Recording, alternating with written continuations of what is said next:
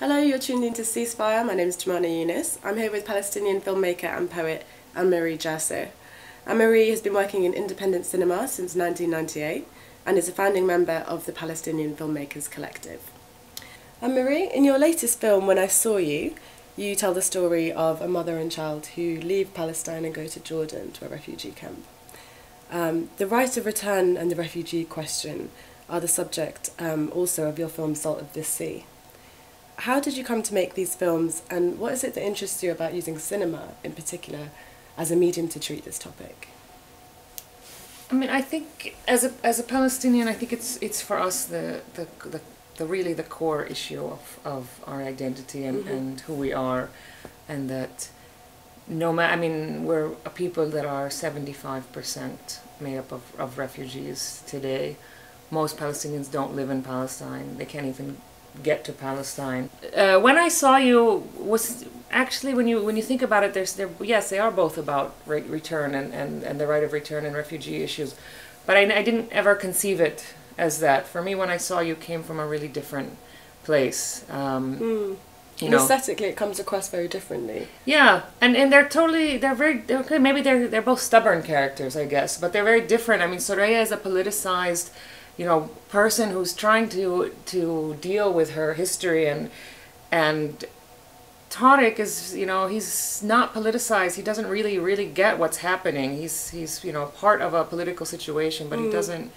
It's a much more, and the film is from a childlike perspective. Yeah, that was one thing I was going to ask you about actually, was what motivated you to pick this childlike perspective? Because one of the things I thought was interesting was the sense of naivety that we have in Tariq. He thinks that he can just go back. He thinks he can just follow the sun, as his mom tells him, and arrive back in Palestine. And we obviously know, watching the film, that that's not possible. Yeah. And what are there other motivations behind this sort of childlike perspective there? I mean, I wanted this character that's full of hope and full of, that kind of naivete, and at the same time, those are exactly the right questions. Everything about Tariq is exactly the right questions. ليش ما نروح على البيت؟ لأنه هالقيت ما بنفعش. احنا جينا هنمشي، نقدر نرجع مشي. صح؟ صح؟ A child was a way to do that because of this time period of a coming-of-age story at this really crucial moment in Palestinian history. Yeah. With this birth of this, new kind of, national, revolutionary movement. Because the film's set in 1967. Yeah, it takes place in 1967, and it remains in this period also of 67, 68. It doesn't go beyond that, and that's very intentional. Yeah. Because we know how wrong it all went. We know about the corruption. We know all that part of the story. But I wanted to stay in this period of innocence because, for me, it's a criticism of that movement that I wanted to pay homage to, and it's a romantic image of them. Yeah, certainly. At the same time, we're watching it today. We're watching it in 2014. We know that the right of return didn't happen. Yeah. All those dreams, what happened to that movement? Tariq is the only person in the film who remains clear from beginning to end on his whatever mission, if you couldn't call it that. Yeah. And everybody else gets a little lost, and that's what happened to our movement. And I wanted that my hero is the one who didn't. He stays clear. And what happened if we had stayed clear? لوين رايح؟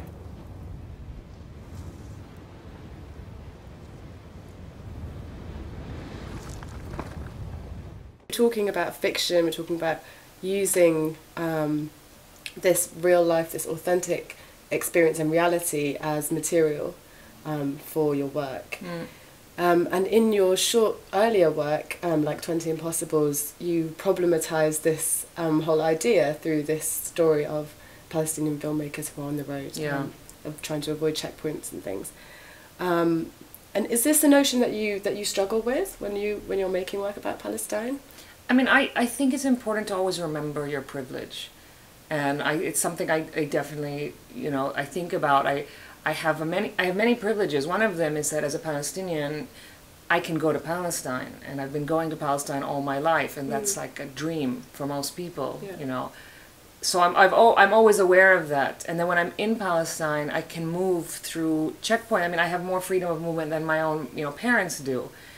I don't believe in like, I'm not one of those filmmakers who cares about humanizing the Palestinians, or, you know, that's not my goal at all. I mean, if I'm not interested in that dialogue with people. If my work, I think it would not be what it is if that was the idea. I want to show, like, the West, that Palestinians are, you know, human beings too. Yeah. Because that is so basic. I mean, if somebody doesn't know that, I'm really not interested even in the beginning of a dialogue with that person, because I catch up first, and then, like, we can, you know, start. I just wanted to ask, as a Palestinian director, how do you find the occupation affects your work, both practically in terms of logistics and restrictions on movement, but also artistically in terms of how you treat your subject matter?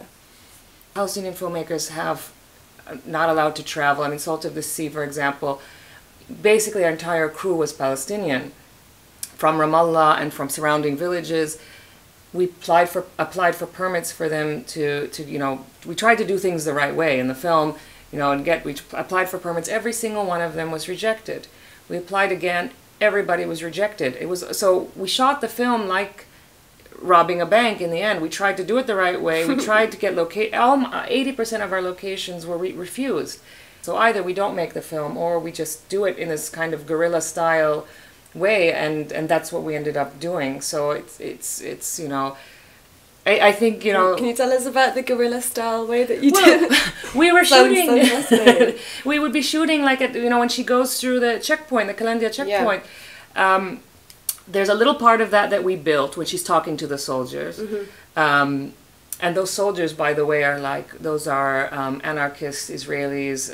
Most of them have been in prison because they refused to serve in the army. Really? So it's funny because they're wearing uniforms to, you know, play in a Palestinian film in an army that's the one they went to jail for refusing to serve in. That's great. But so but the rest of the checkpoint is real, because that's also important, you know, that these. I mean, I wouldn't even have the budget to construct such a massive monstrosity of a, you know, checkpoint anyway. But we shot there, and Israeli soldiers came to stop us all the time. We were constantly shut down, so we ended up just shooting until we would get stopped. So it's like those are the kinds of, you know, circumstances that you work with there.